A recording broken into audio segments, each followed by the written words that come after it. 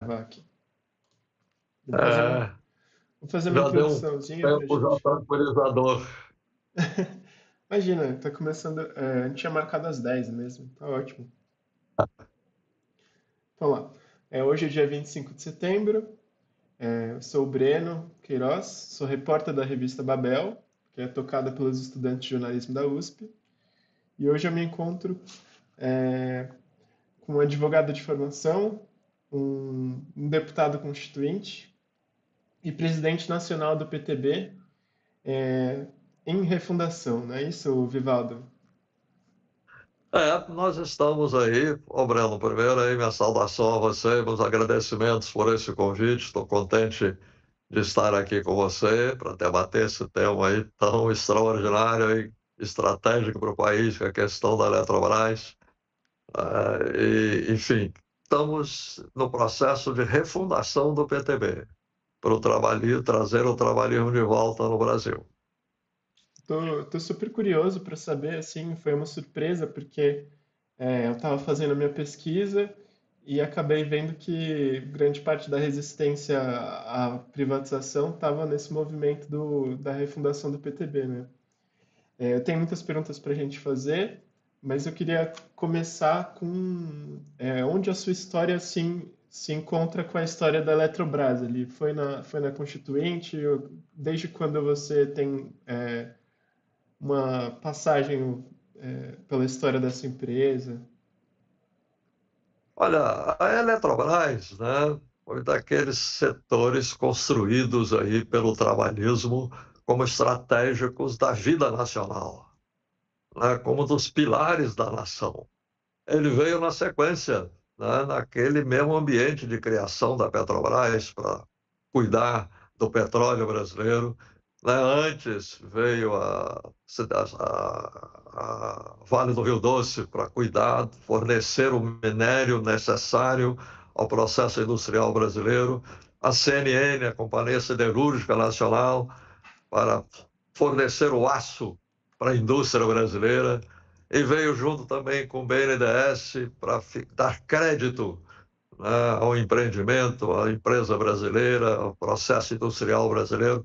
Então, a Eletrobras está dentro de um conjunto de medidas, né, que nós denominamos a essência do pensamento trabalhista no Brasil, do trabalhismo no Brasil, a essência da ideia do desenvolvimento no Brasil, aquela concepção do desenvolvimentismo que o trabalhismo trouxe, que é indicar ao povo brasileiro que o povo brasileiro pode superar o atraso, deve superar o atraso e pode superar o atraso. Então, a Eletrobras veio nesse bojo. Ela foi preparada ali pela assessoria econômica do presidente Getúlio Vargas, naquele período em que ele foi reeleito em 1950. Ali foi montada uma assessoria econômica de um valor extraordinário. Acho que nunca se repetiu na nossa história a reunião de um grupo de tanto valor quanto aquela assessoria econômica, que era presidida pelo Rômulo de Almeida, o vice-presidente é Jesus Soares Pereira, que depois foi dirigir a comissão também, uma das figuras espetaculares na vida brasileira, na concepção de Brasil, de projeto de Brasil, e também um conjunto de gente que trabalhava paralelo, né? Advogados como Santiago Dantas e outros economistas, até da área do conservadorismo, mas que tinha elementos, estudos, visão do Brasil e do que poderia ser feito. Todos trabalharam juntos e cooperaram com esta assessoria econômica, com a assessoria econômica do presidente Getúlio Vargas, que é uma coisa que merece ser estudada no Brasil. Né? E a Eletrobras foi forjada ali. Né? Foi forjada ali, dali surgiu o projeto de lei, o presidente Getúlio Vargas encaminhou o projeto de lei, mas depois veio o suicídio, essa lei ficou parada no Congresso.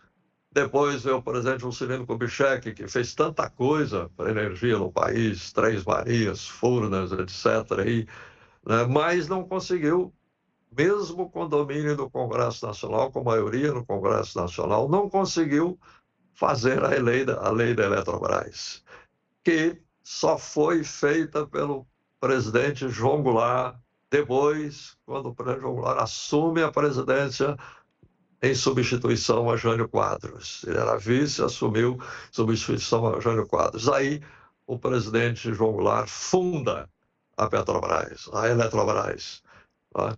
Então, a Eletrobras ela se insere nesse conjunto de medidas que coloca o Brasil de pé. É um dos esteios que coloca o Brasil de pé. Né? Estratégico, fundamental para a sobrevivência de qualquer nação. Você veja, Breno, que agora, com essa guerra da Ucrânia, né, como é que a energia ficou coisa crucial do mundo? Né? Como é que o mundo se despertou pelo valor e a necessidade da energia, de preservar a energia nacional? Como é que a Europa ficou em crise, em desespero, pela falta do gás e do petróleo russo? Enfim, a energia voltou à pauta nessa guerra da Ucrânia com muita força. E o Brasil jamais poderia ter o domínio da energia no Brasil. Jamais poderia perder isso. Jamais poderia perder o controle da Eletrobras. Uma lástima. A Eletrobras ocupa esse espaço aí, Breno. Esse espaço como um esteio, um dos esteios da nação.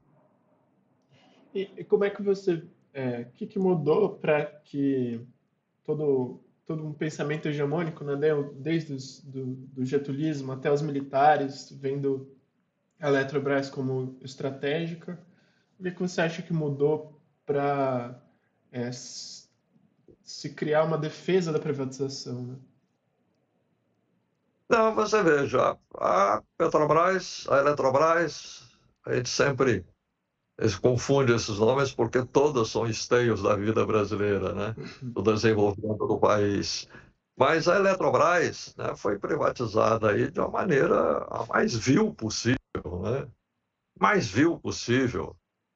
Deixou-se aí a participação, né, de grupos econômicos que a gente não sabe nem de onde é, fundos mundiais aí que a gente não sabe nem onde é, nem o que é isto, para exercer o controle de um setor estratégico brasileiro. Isso jamais poderia ter acontecido. Né? E deixou-se esse grupo aí montar uma estratégia, né, deles de domínio da Eletrobras, de domínio da energia brasileira, uma coisa simplesmente intolerável. Você veja aí, dizem, né, que a Eletrobras tem aí 2, não sei o que por cento das ações no grupo das Americanas, esse grupo famoso aí das Americanas. Né? Sim. Mas, no entanto, eles indicam boa parte dos diretores, dos conselheiros da empresa. E reduziram o Brasil a uma participação, o governo brasileiro, de 34%, né, das ações. Então, foi uma coisa assim, tão lápida, tão desavergonhada, que, aliás, eu me lembro em campanha, o presidente Lula ter dito que aquilo foi um crime de lesa pátria, foi uma maracutaia, na expressão dele. Então, mas você hoje assistir a Eletrobras sujeita a estratégia, sujeita a esse processo todo, é dramático. Você fica sem o controle, sem o domínio do setor estratégico do país, sem segurança, né, de que rumo vai tomar isto. Quem vai controlar isso? Que diretriz vai ser fixada para isso? Isso vem de acordo com o interesse nacional, isso vem de acordo com a indústria nacional, o processo de desenvolvimento, de industrialização do país? Ou para que rumo vai isso aí? Foi um processo realmente tenebroso, né, que aconteceu na privatização aí da Eletrobras. E agora é preciso uma solução para isto. O Brasil não pode dormir com isto. Não pode ficar com isso na mão. Mas você acha que houve uma mudança no projeto das elites brasileiras, no sentido de entregar algo tão... Porque ela é essencial para o capitalismo brasileiro, né, de alguma forma. Você veja, isso está na linha aí de uma concepção, de uma atitude de um governo que, inclusive, quis privatizar a Eletrobras, quis privatizar a Caixa Econômica, quis privatizar o Banco do Brasil. Eu gosto de lembrar que o Brasil, uma das razões do Brasil ter ficado unido no século XIX, ok, além da participação do Exército Nacional, além do Caxias, né, que, ok, alguns colocam defeitos aqui e ali e tal, mas ajudou a manter a unidade nacional. Eu digo a você o seguinte: os Correios, o Banco do Brasil e a Caixa Econômica foram motivos da manutenção da unidade nacional. Essas instituições uniram o país de ponta a ponta. Tanto a Caixa, Banco do Brasil, Correios, estava em tudo quanto é lugar do país. Isso manteve o espírito de unidade nacional. Então, agora, se pensar em privatizar, como eles projetaram em Caixa Econômica, Banco do Brasil, a Petrobras, já arrancaram os cacos da Petrobras, né? Jogaram para fora cacos da Petrobras. Então, esse foi um projeto político de desmonte que veio lá de trás, que veio, ok, o Collor fez isso, começou a fazer isso meio timidamente, porque a Constituição segurou, mas depois veio o Fernando Henrique e mudou a Constituição brasileira, inverteu o sentido da ordem econômica brasileira, completamente invertido o sentido, e aí abriu a porta para aquelas privatizações desde lá e que continuou agora, né, no governo, foi retomada de maneira forte no governo aí, Bolsonaro, com aquele ministro da Fazenda aí, Paulo Guedes, comandando tudo, né? Então, aí, o eixo de uma estratégia nacional foi duramente atingido. Não, o eixo de uma estratégia foi duramente atingido por essa postura toda. E esse processo da Eletrobras, a privatização da Eletrobras, foi dentro desse desmonte do eixo nacional, de uma concepção de Brasil, de uma concepção, de desenvolvimento do Brasil e do povo brasileiro. Isso é muito mal. É um mal que tem que ser revertido. O PTB, pelo menos o grupo que agora refunda o PTB, estava de alguma forma ligado ao processo de resistência a essa privatização? Sim, nós somos, nós queremos resgatar o trabalhismo, nós somos nacionalistas, temos participado desta luta aí já desde o ano passado, ou desde até o ano anterior ainda, quando nós, enfim, participamos dessa resistência aí junto com os eletricitários das diversas áreas aí, né, que tanto na área de fundos de pensão quanto na área de defesa da Eletrobras, nós participamos juntos disso aí. Nós organizamos, junto com o senador Paulo Paim, no Senado Federal, um seminário, um belo seminário, que teve a participação do Roberto Requião, né, e de tantos outros aí, lutadores dessa área sindical dos eletricitários. Fizemos um grande debate sobre isso, fizemos um debate no Clube de Engenharia do Rio de Janeiro sobre a Eletrobras, um belo debate também, que repercutiu bem aí.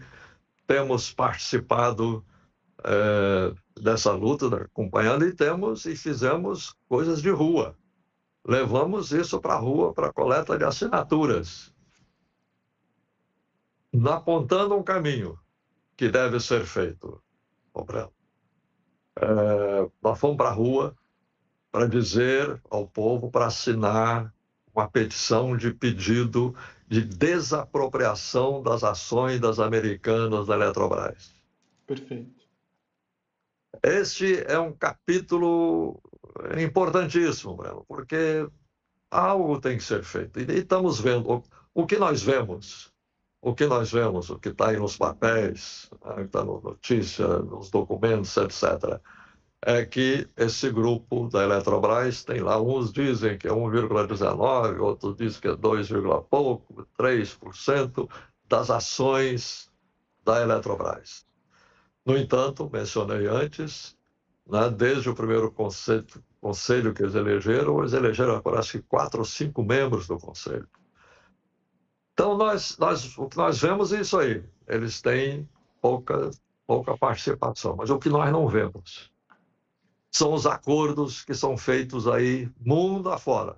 Acordos em paraísos fiscais, acordos com esses fundos de investimento, acordo com esses grupos econômicos. Nós não sabemos isso, nós não vemos isso. Não sabemos o que é isso, onde eles querem chegar, que estratégia eles querem adotar. Né? O Brasil enfrentar uma crise de energia no Brasil aí, estão na mão dessa gente, e o que eles vão fazer? A gente nem sabe quem são. Então, Breno, exatamente nós, né, do trabalhismo, do movimento trabalhismo, na época, agora já sob a capa aí de Partido Trabalhista Brasileiro em Formação, PTB em Formação, nós indicamos uma grande ação sobre isso aí, que é desapropriar as ações do grupo Americanos dentro da Eletrobras. Muitos vão dizer, ok, mas você consegue apenas 2%, 1%, 2%, 3%, mas você dá um choque nessa turma, desmantela esse controle, você tira esse grupo das Americanas do controle, desafasta essa gente que talvez você não precise mais, nem precise mais desapropriar mais ações. Porque a Petrobras, a Eletrobras, como a verdade, foi construída, né, com recursos públicos para ser maioria, para ter o controle. É isso que devemos buscar agora. Isso que devemos buscar, ser maioria, ter o controle. Mas se você já começasse aí, dando um choque nesse grupo, você poderia desmantelar esse grupo aí. E aí ficava mais fácil você lidar com o remanescente para retomar o controle da Eletrobras. Então, se ele fizesse isso aí, né, desapropriar as ações, que é um ato simples, um ato do Poder Executivo, é uma vontade política, é uma visão estratégica de país, é uma busca, né, de um projeto nacional, um ato simples aí, são pequena quantidade de ações, mas você dá um choque nisso aí, que você, com esse choque, você pode desmantelar ou começar a desmantelar esse grupo que se armou aí, porque o Brasil, a estratégia nacional, a energia que o Brasil precisa para a sua sobrevivência, para o seu desenvolvimento, não pode ficar na mão desses grupos. Não pode. Nós temos que dar um jeito nisso.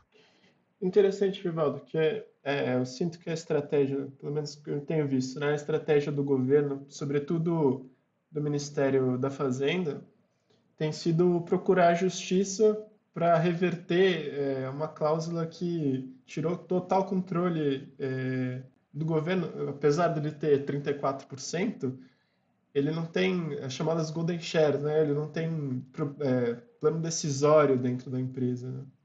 Você pode comentar a diferença da estratégia de buscar justiça ou então, quer dizer, em comparação a isso que você está falando, de tirar um grupo econômico que é ativo, né, dentro do processo de privatização?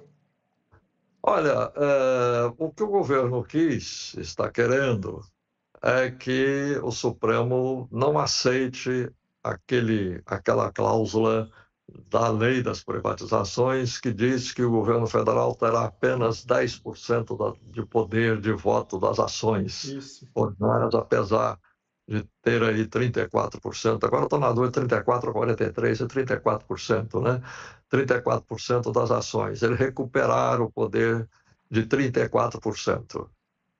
Recuperar o poder de 34% é recuperar o poder de 34%.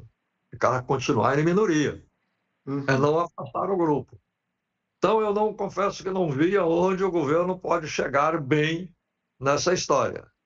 E, além do mais, olha aí, olha quanto tempo está essa ação aí. Né? O Supremo é constituído por esses ministros que nós conhecemos. Alguns conhecemos bem.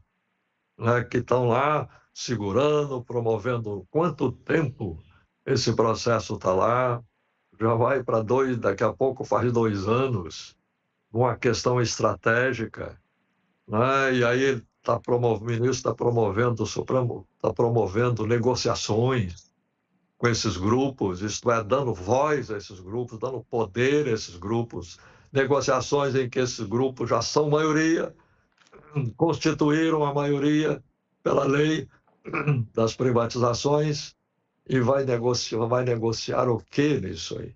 Recuperar o seu poder para continuar minoria? Não, é preciso uma ação forte de Estado. O Estado tem que mostrar a sua presença agora, Breno, mostrar agora a sua presença, como força política, como vontade política, como vontade nacional. Isso está faltando. O governo demonstrar a sua personalidade nacional, né, de soberania, soberania sobre os setores estratégicos brasileiros. Esse ato, esse gesto está faltando. De maneira que essa ação da AGU, para mim, foi ganhar tempo, está ganhando tempo, e muito tempo já. Daqui a pouco tempo faz 2 anos, e o Brasil não poderia e não poderá ficar sujeito a isso, porque aí, inclusive, as soluções dos acordos com esses grupos, intermediado por esse ministro do Supremo, o que virá disso aí? Que pressão o Supremo vai exercer para que acordo, para ser esse acordo em defesa do interesse nacional ou preservação do interesse desses grupos econômicos, né? Então, está faltando ao Brasil um ato de vontade política, uma presença de Estado, um ato de Estado, né, para o Brasil recuperar aí o domínio da sua energia. Perfeito. Aprofundando mais nesse tema, a gente queria investigar o que aconteceu com os trabalhadores da Eletrobras depois da privatização, né? Você tem relatos de demissões, de mudança na cultura da empresa? Sem dúvida, foram muitas demissões, como todo o processo de privatização. Toda a história da privatização foi a história do enxugamento do Estado mínimo, porque diziam lá atrás, apresentavam na televisão, o, o Estado é um elefante, aliás, uma afronta ao elefante. O elefante é um bicho tão simpático da história da natureza humana, né? É um elefante cheio de defeitos, né? Que era preciso enxugar esse Estado, diminuir esse Estado. Era um projeto neoliberal em franco andamento no Brasil, que com Fernando Henrique adquiriu uma situação avassaladora, né, com o neoliberalismo exacerbado. Então, desde então, o que se procura é demitir funcionários, diminuir as ações dos grupos aí de interesse nacional, das empresas estatais, para diminuir sua força, diminuir sua influência nas decisões, né, para que as decisões fiquem na mão desses grupos econômicos de uma maneira mais tranquila e mais fácil ainda. A Eletrobras agora, a mesma coisa acontece. É uma crueldade em cima dos trabalhadores, estão afetando, inclusive, a questão dos fundos de pensão, que foram construídos pelo dinheiro, com a participação intensa dos trabalhadores, que contribuíram com valiosas quantias para a formação desses fundos, né? E agora esses grupos econômicos querem deitar a mão nesses fundos, porque são fundos volumosos, eles querem deitar a mão nisso, querem eles administrar isso, não é para o bem dos trabalhadores, é claro, é para o bem dos grupos econômicos, usar isso no esquema financeiro deles, são grandes quantias, no esquema financeiro deles, que coloca em risco a sobrevivência dos fundos, né? Quer sugar esse sistema financeiro, abocanhar parte desse sistema financeiro dos fundos,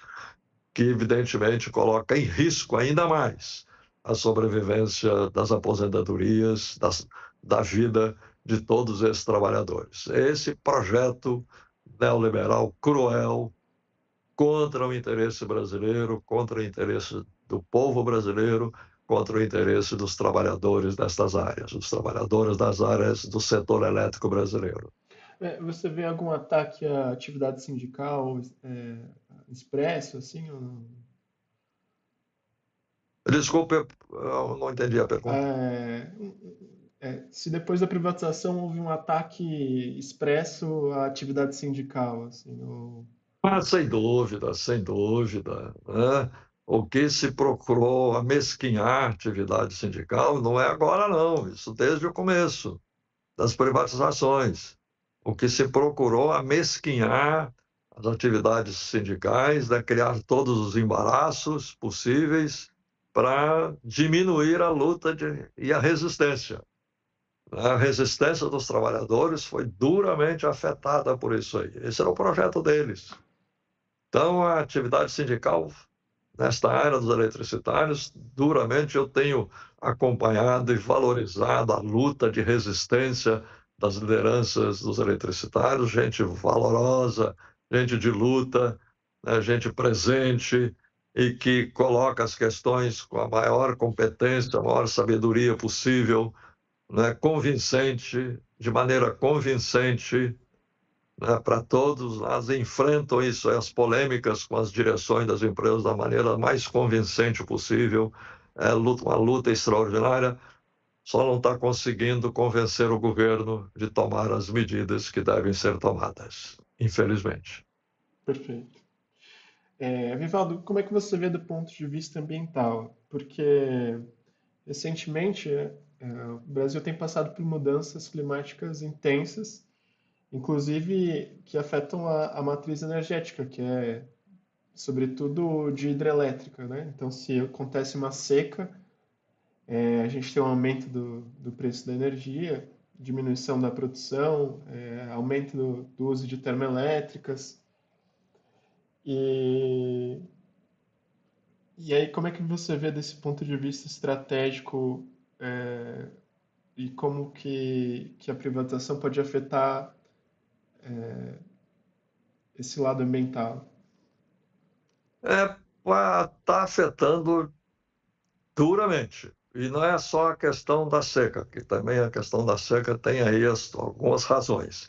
Mas se o Brasil, através da Eletrobras, de todo o sistema elétrico brasileiro que foi montado no Brasil, é preciso dizer, ok, a Eletrobras foi criada pelo presidente João Goulart, o Juscelino Kubitschek já havia construído coisas importantes nesta área aí, né? Mas o governo militar, o governo da ditadura, que expandiu muito o setor elétrico brasileiro, unificou o setor elétrico, né, porque aplicou a lei da Eletrobras que o Jango fez.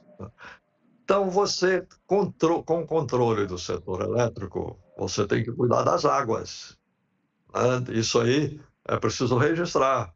O Código de Águas é uma obra do trabalhismo brasileiro, de 1934. Com o presidente Getúlio Vargas, obra daquele período da Revolução de 30, assim como o Código das Minas, para garantir a propriedade do subsolo.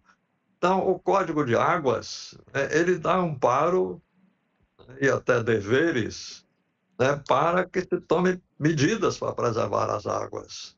E o melhor para isto é exatamente expandir as atribuições das empresas elétricas sob controle governamental, para elas cuidarem das margens dos rios, das áreas que vão ser afetadas aí pelo desmatamento, conter o desmatamento dessas áreas, porque elas têm condição, elas têm estrutura para isso aí, né? As próprias usinas são geridas, administradas por um contingente grande de pessoas.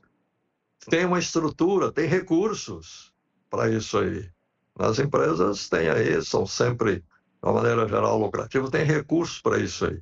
Então, através do setor elétrico, das companhias elétricas e hidrelétricas, você poderia ter um controle grande sobre as margens dos rios, das fontes de água, desde o nascimento da primeira mina d'água lá no qualquer ponto das montanhas aí, qualquer lugar você cuidar daquilo, preservar aquilo e cuidando até chegar às águas das usinas.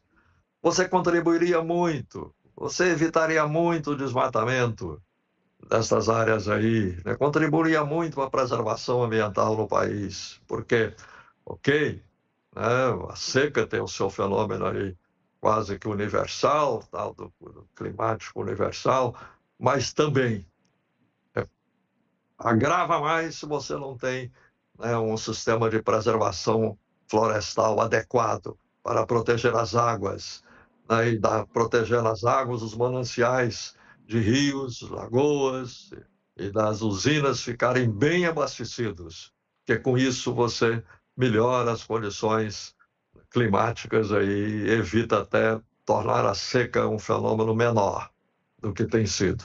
Então, Uhum. isso aí é uma grande contribuição que o setor elétrico poderia estar dando, desde que em mãos do governo, em mãos estratégicas, para cuidar disso aí, né? Então, o meio ambiente está sofrendo muito aí com as privatizações, né? Porque a Eletrobras, o conjunto do sistema elétrico nacional, tivesse continuado dentro do governo como estatal, você teria instrumento hoje até para enfrentar melhores condições o meio ambiente. Perfeito. Assim, como tem sido a recepção dos trabalhadores quando se fala em trabalhismo, né? Porque parece que é algo que se declinou em algum momento e agora desperta alguma esperança, né? Ô Breno, tem sido uma coisa até realmente muito politicamente que merece até uma análise mais profunda, nem sei se temos a compreensão exata do fenômeno agora. Uhum. Nós cumprimos a lei do ano passado, assim que vagou o PTB, porque ele se fundiu contra o Partido Patriotas, aí foi automaticamente extinto, zerado, veio o TSE, homologou isso em novembro. Nós que tínhamos feito aí 18 estados, a lei exigiria 9, nós fizemos em 18 estados no país para fundar o PTB. Quando começamos a dar notícia disso aí, porque fizemos isso com certo sigilo, dar notícia disso aí, da refundação do PTB, fomos procurados aí por muita gente, país afora, e hoje estamos estabelecidos em todos os estados. E aí é uma questão importante que merece uma análise política, Breno. É que se as pessoas querem um partido político, tem mais de 30 aí. É. Chega lá amanhã, sai com a ficha de tarde. Tem problema nenhum. As pessoas estão nos procurando para retomar o trabalhismo, refundar o PTB, para uma grande tarefa, uma obra dificílima, que é coletar mais de 500 mil assinaturas agora no país afora. Eles estão vindo para uma obra difícil, com a consciência disto. Por que isso aí? Isso é mera entrar num partido, que é apenas querer entrar num partido? Realmente há aí pairando no Brasil uma compreensão, uma lembrança de que o Brasil, em momentos anteriores, produziu a legislação trabalhista, né? A Previdência Social, as estatais estratégicas, a ideia do desenvolvimentismo, a reestruturação do Estado Nacional com a ideia de soberania. Isso aconteceu no Brasil, e aconteceu isso pelas mãos do trabalhismo, né? Então, até de maneira meio assim difusa, pode ser, tal, mas há uma certa lembrança disso, uma certa preocupação, as pessoas pensarem, né, que isto uma vez foi muito importante para o Brasil, para o povo brasileiro, e que pode retomar assim. Então, em cima dessas preocupações, em cima dessas ideias, as pessoas estão nos procurando por uma tarefa difícil. São pessoas de valor, são pessoas de compreensão política profunda, e que estão percebendo que algo já aconteceu no Brasil, algo poderá vir a acontecer. Então, isso aí nos anima muito, né, e nos dá tranquilidade de que nós estamos construindo um projeto bonito para o Brasil, Uhum. né, para o Brasil entrar nos debates político nacional pela experiência que temos e depara com as ideias atualizadas que devemos ter, né, que temos que formular. Então, é um momento politicamente que merece até uma análise, por que que essas pessoas estão vindo, por que que vem para essa tarefa difícil e por que que nós estamos logrando êxito, estarmos hoje implantados em todos os estados do país. Perfeito. Eu até imagino assim que, penso eu, né, no imaginário social brasileiro, você até citou numa entrevista que o PTB não perdeu uma eleição, né, das que disputou. Então parece que o brasileiro tem essa vocação para o trabalhismo, né, de certa forma. O que você acha? Sem Faz dúvida, Breno. sentido? O trabalhismo foi o partido que, movimento político, um pensamento, o trabalhismo é um pensamento mais coadunado com a vida brasileira. Uhum. O trabalhismo tem inspirações no socialismo europeu, mas o socialismo europeu é o socialismo europeu, nas suas diversas variações. Temos inspiração ali, temos inspiração em muitos pensamentos, questões políticas mundo afora. São inspirações.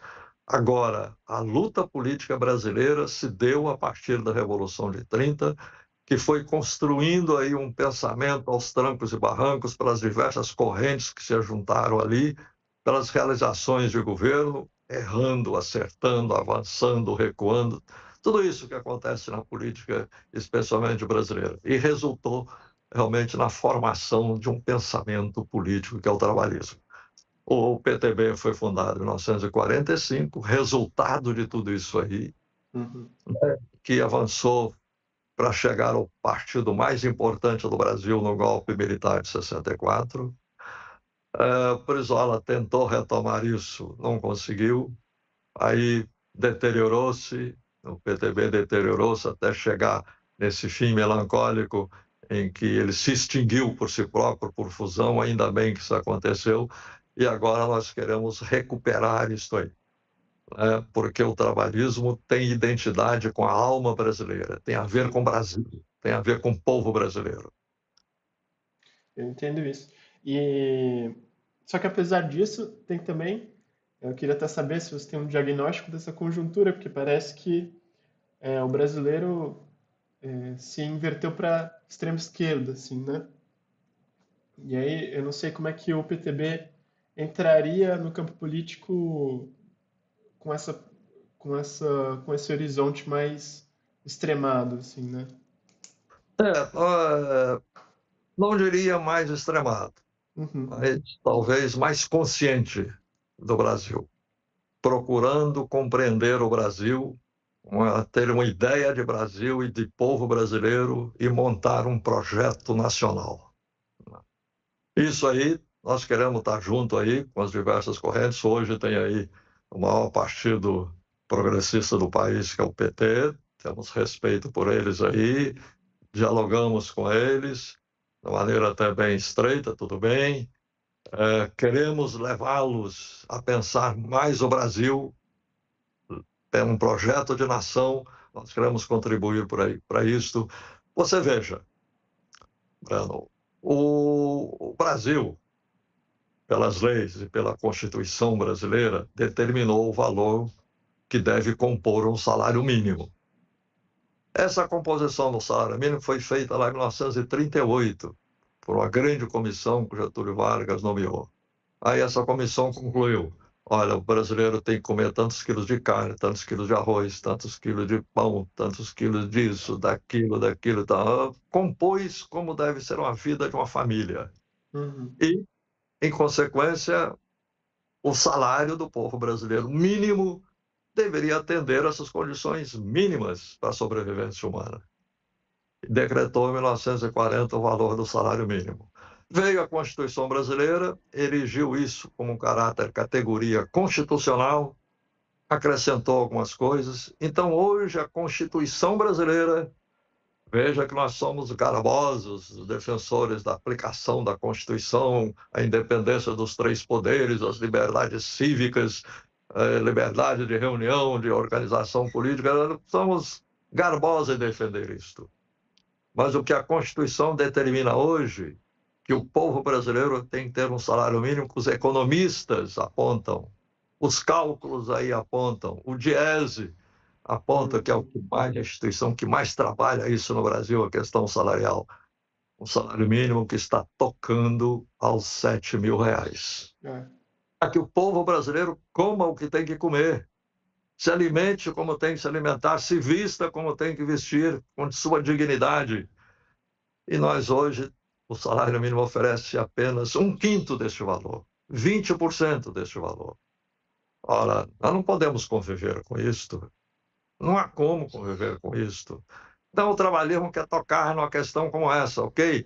Temos consciência, você não pode amanhã decretar um salário mínimo de R$ 7.000. Tudo bem, mas vamos para o processo de chegar lá. Vamos esperar as pessoas morrerem todas hoje para poder chegar lá, porque a política de salário mínimo hoje, reajuste, é a inflação, ok, 2, 3%, ganhos econômicos, crescimento econômico, 2%, chegar que vai a 3%, chegar que vai menos, diz, com esses reajustes, quando que o trabalhador brasileiro vai recuperar o seu poder? Vai ficar 30 anos, 40 anos, 50 anos, mais de uma geração? Nós não podemos conviver com isto, nós não podemos aceitar isto. Nós temos que introduzir isso no debate brasileiro. Nós temos que dar no debate político. O trabalhismo está pronto para entrar no debate sobre isso aí, com consciência, com, enfim, a compreensão real das coisas, sem exagero nenhum sobre nada, mas temos que levar em conta isso aí. Temos que ter um projeto de ação, né, que compreenda o Brasil, acima de tudo, compreenda o povo brasileiro, as necessidades do povo brasileiro, que não pode viver com um quinto do que determina a lei, com um quinto do que determina a Constituição. Isso é cumprir a Constituição, isso é respeitar a Constituição. Por que respeitar e cumprir a Constituição são apenas nos outros itens? Neste, não. E nós não aceitamos isso e queremos colocar isso no debate político nacional. ou seja, essa é a senha de entrada para a consciência dos trabalhadores, né? Sem dúvida alguma, consciência realmente aí do trabalhador, tocar nessas questões, né, e ver os interesses nacionais. Como é que nós também debatemos os interesses nacionais? Como é que nós participamos, empurramos, colaboramos num projeto nacional, num projeto de Brasil? Perfeito. Bom, Vivaldo, muito obrigado. Acho que a gente foi até onde eu queria chegar e ainda fomos além. Se você quiser completar com alguma consideração final, fique à vontade. Não, Breno, estou muito contente. Tocamos aí nos assuntos aí, você puxou os assuntos mais importantes aí, conversamos bem, estou muito contente com isto. É uma conversa muito boa, muito inspiradora. Então, estou contente e agradeço a você o seu convite e dizer que estamos às ordens, estamos aí para qualquer conversa que for necessária sobre esse tema ou sobre os temas aí da vida brasileira. Perfeito. Muito obrigado.